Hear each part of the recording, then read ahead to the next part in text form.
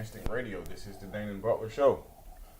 Today's topic is youth violence. We have in the studio, or en route to studio, OGKK and Takiyah Butler will be our guests today. So, how you guys doing this week? I'm good. Skip Aaron. I look good. I mean, he got the first shit in the microphone. How was your week, brother? It was eventful week. Got my car stolen. Oh yeah, I heard about that. Got it back. Oh. You know, undamaged. Apparently, some children went joyriding. You know, a female. Yeah, something. But just happy to have my car back. Females get mad. They do stuff like that. I don't have that type of drama. That you know. I guess. You keep acknowledging it. But yeah, my week was good. Overall, it was good. All right, shit, I'm good. I'm good. I'm here. You know, I'm dressed up today, so That's what's up. I'm Nice good. time. Thank you. All right, I've had an awesome last couple weeks since I last been on the show, man. I've just been speaking all over the place, man. Just doing a lot of different things. Savannah, been in Savannah speaking. Probably one of the most emotional part, man. I had to speak at a candlelight vigil the other night for the young girl that got killed in Gwinnett County, her boyfriend. Oh yeah. Yeah, Miss Bowman. Her name's Angelique Bowman. Man, that was. You know, I don't really get nervous much talking in front of people. That part was more emotional for me because you know I talk about deaths, but to really be talking at someone's visual. But realizing the impact. I mean, really realizing every day what's going on in our community. And today's topic is definitely a good topic today. Just left the juvenile with KK earlier. Was out there doing some stuff with him, even though I go out to the juveniles every other day. But I've been real busy, man, just out speaking everywhere, man. You know, just trying to do my due diligence, man, in the community. But one good thing, I just partnered up with the CAB Juvenile Court, so I'm going to start teaching some classes up there and working on some other thing called the Integrity Project. And it definitely talks about strictly nothing but integrity and the core values and what makes up integrity. So I'm looking forward to doing that. And just doing a lot of different things, man. I'm hoping to be at at this charter school soon. Hopefully, even maybe partner up with Brother Butler on that, maybe down the line. Hopefully, man. I got a meeting in a couple days. Which one? Destiny. It's out there in Ellenwood. You get a discount? I don't know about no discount, but we'll talk about it. Yeah, but just having a great time, man. I'm exhausted, man, but I've learned in this fight here, man, you're gonna get exhausted. Yeah. So just want to keep doing what I'm doing, man, and asking God to keep me humble, keep me focused, and keep me empowered, man, because it's draining. It's a lot of emotional drainage. Yeah, working, man, working, man. Hey, people sometimes joke with me about the selfies, man, but they don't realize, man, I be really into work, man. I be really into it, man, trying to do what I do, man. And I don't know why God allowed me to do this, man, because I be want to just enjoy life and take some trips, but I can't seem to get away from this part, you know. Hey, Minty, how you doing? You doing all right? Aaron, my bitch. Oh man, Man, you are old enough to be my father. Yeah, I have a mic. Yeah. Don't worry, my dad got curly hair too. Yeah. Well, great week. Great week. Yeah. Yeah, I had a fantastic week, except I don't know if you guys know when you have an avalanche, there's this thing that happens from time to time when it gets really cold. It goes into something like the engine stalls and it can't move. It just says low power engine. And I went online, kind of checked it out, and I found I wasn't the only one. There's so many cars out there, and nobody seems to really know what the problem is, and they kind of advise you to keep the car and figure it out before you take it in. Otherwise, you end up spending all this money for nothing. So my car just stalled this week. But apart from that, I think I had a wonderful, wonderful week. Omar, be careful out there. As you do, you serve other people. Just be careful. Take care of yourself. Take care of your emotions. We need more people that are positive out there that are making a difference. Thank you. Well, my week was awesome as well. I did a lot of work. Volunteering and yeah, that's pretty much it. I like your hair. Thank you. Sorry. Thank you. Don't start. I know. I'm holding myself together so I bad. missed y'all. That's why. Yeah, I was at home with a crying baby. I missed y'all. Well, I'm telling you, I'm trying to hook me up with a wife. No, but he was seriously into her. He was into her though. She was here. Yes. She look good. You don't worry about that. I can window shop. Whatever, man. At least they got best. Did you send the DM? Oh, they're talking about you. No. You gotta send Go the down DM. to the DM. They're saying. Oh my goodness. Go down to the DM. About to Best both with this of y'all. group. I'm just. He's in the DM, not me. I had an awesome week, man. I was able to go out to Perry Learning Center, and because my position has changed at Height, helping young people evolve, I'm now the resource manager. So what I do is connect with. I connected with 3 different staffing agencies: Army Recruitment, Atlanta Technical College. I'm trying to get the people from the bank, so these kids can get like checking accounts. And the goal is just to put something together. So a lot of them are about to graduate in May.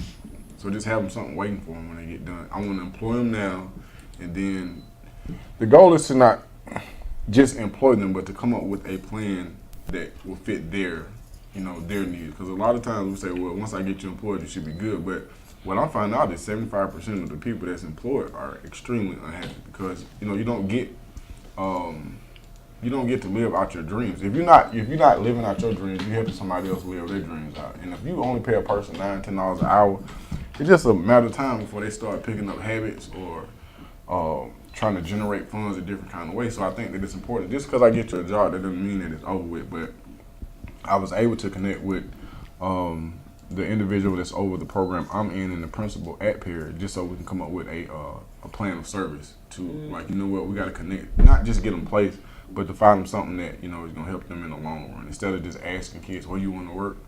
Like one kid came into the office, he was like, so we asked him, what do you want to do? He's about to graduate. He was like, construction. And I was like, why construction? He was like, because you can get paid like $30 an hour. And I don't know how realistic that is just starting out, but I know people that make close to that. But I asked him, is your goal to make $30 an hour, or is your goal to do construction? And I think a lot of times we, as in our community, we don't always understand the capabilities that we have, and I think it's important that we express that to the kids. Because if you're gonna be on the construction site, why can't you be the person in charge of the blueprints? Why can't you be the boss? And I just, all the kids that we had in there, every job that you're thinking about doing or career path that you're thinking about taking, ask yourself what it takes to be the boss. Yeah, why don't you guys just come up with a program that you can use for them so that you actually equip them for that? So that as they're going out there, you've actually given them the class and they understand what's required, what they can do, and how they can set themselves up. That's a real good point. Unfortunately, I'm up under a grant that's funded by the Department of Labor. And so we just got an extension, so their extension lasts to April. Uh-huh. So within that, I have a lot of great ideas or effective ideas, but unfortunately, if I don't meet the guidelines of what they deem as important, then I can't, fund the project because they're the people paying for it. And I have to document on a weekly basis what's taking place. So I can have my idea, but at the end of the day, I have to go with what they say. But what has happened is I've learned so much, and that's what I think that's one of the most important elements is that as I go through this and I'm up under somebody else's grant, that I learn and that I create relationships. So when opportunity arises, that I can, implement some of those other processes or whatnot. So that was my week. Sounds interesting. What we got now? We got what? I'd like to tag along one day. You can always come up there. There's kids up there all the Tag time. along and see what you do and go out with you in the field as you go around meeting different people. I have It's really interesting to me. I think I was invited to Forest Park High School. They're about to have a career day. Career day and something. So When is it? the 20 the 20th of this month, I think. I might have to roll up there. That would be nice. I'm gonna let them know. This is what happens. This is what happens when you just get a 9 to 5. You be my age and disappointed. Wow. Go to be no for real. You gotta go to be the boss. Don't go to be the worker. Wow. But I think, we always hear people talking about, tell kids, to own a business, or we tell kids to always want to be the boss. But some people are just good workers, man. You can't have Everybody doesn't have the potential to be leaders, and everybody don't have the potential to be entrepreneurs. Because once you become entrepreneur, don't you have to hire people? So somebody has to work for you. So you want somebody to have integrity. You want somebody to, but because even teaching class tech, I always tell people all the time, it's amazing that you have a lot of owners who don't have any integrity, but they want you to have integrity. Mm-hmm. You see what I'm saying? So I just think sometimes we just make sure we have to teach kids to be the best they can in whatever you do. If you shine the shoes, be the best. You understand? But what's wrong with aiming to be the boss? But it's also aiming to be a decent individual, responsible person. You know what I'm saying? Somebody because if you employ some people, you want some people to be responsible, who are you depend on, who has integrity, who does all these things. You know what I'm saying? Because somebody got to be the worker bee. This is true, but I don't want to see him be working 40 hours for 40 years for the rest of my life. I don't know nobody who does. Yeah, but I want to piggyback of course, off everybody that. want to win a lottery. But you sound like Dame Dash right now. Like No, there's nothing wrong with being a worker, but I think in the African American community, especially, those jobs of being a boss and creating jobs is not focused on as much. It's a lot of people raise their children to go out and get a job, and they're just not exposed to it. So I don't think there's anything wrong with exposing people to the possibility of being the boss. Now, you don't have to be the boss, but as long as you know, like he said, what does it take to be the boss? And then maybe you can decide that's the way you want to go, or maybe you decide that's not the way you want to go. But to have that exposure is very, very important. And also, when you do that program, Spider-Man like motion. you gotta say something. Then he went to sleep. When you do that, and prepare them to be a boss, you also train them to have a growth plan. I think that's the most important part, is that program has in it a growth plan. You think about, okay, where do I want to be 5 years from now? You may not want to be a boss, but you can find out where you want to be in a job and plan for it.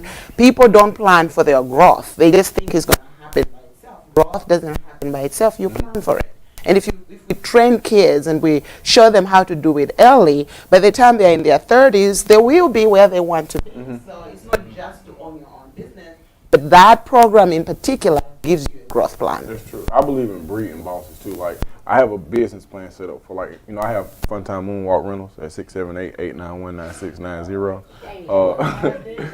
But my plan is to do this because right now that entity is seasonal. So when it's cold outside, I don't get a lot of business. But the goal is to get into a structured building. It's going to be called Run and Play.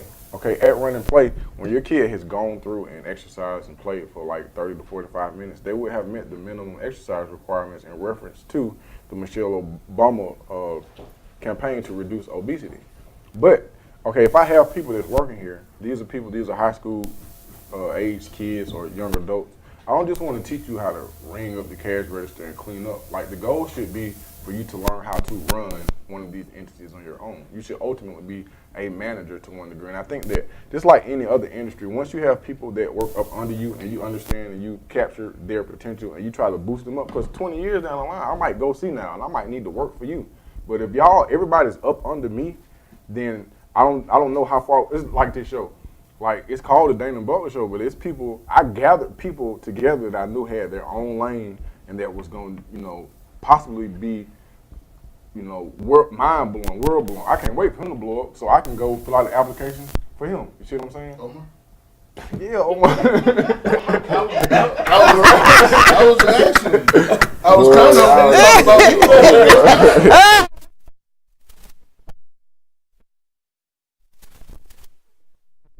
I'm not going for somebody that's going to try to stay up under me, somebody I can keep up under me, even because you can make me bigger. No, I think that it's almost like a lily pad. Like, if I can pull on you for a while and I can get lifted up and then I can lift him up, then he can lift him up. Ain't no telling where we might go. But if we base it all on the abilities of one individual, then we're only as strong as I am.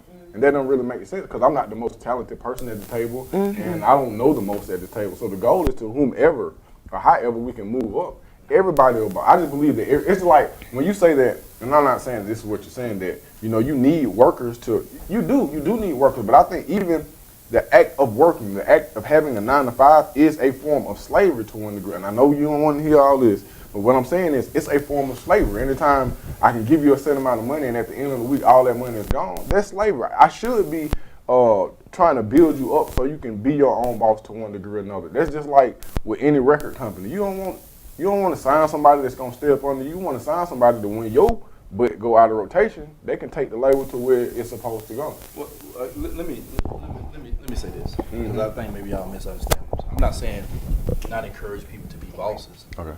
What I'm saying is you can't raise a child to be a man before he learn how to be a child. Is basically what I'm saying. Say that one more time. You can't raise a child to be a man before he learns how to be a child. Oh, that's true. You see what I'm saying? When you're teaching young people, see these kids, most of these kids don't even want hard work now. And yet they already want to be bosses. They want money. Yeah, you're right. They want money. Because you put everybody hashtag wants money. Everybody at this table want money. If everybody can see, if we can all just pray and money just fall on things, we all just sit here and we won't do no more work. We'll be lazy. We won't do that. As we mentoring, and this is what I'm saying, I want to talk from the field that I've been in. There's a generation of young people who in the parenting, we have created some lazy kids. And when they go get these jobs, no one is just giving you anything. You have to work hard. Fortunately, I understand, what happened, in slavery and why you to some degree. Because I deal with these conversations all the time. What I'm saying is, this to advantage us, because we know what happened. We know there's been some scars that haven't been healed. But at the end of the day, that doesn't stop us from teaching our children the right thing. Heck, I know parents won't even let their child go outside and cut grass. I don't know. Well, I told my son that Your son. I have a business so that one day maybe he can take it over. Okay, you talking about your child. Let's talk about the other.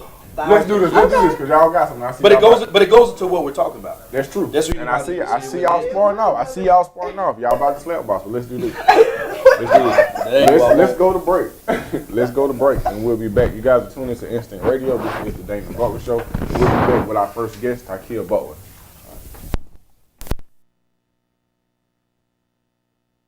All of today's hits. You're listening to Instinct Radio.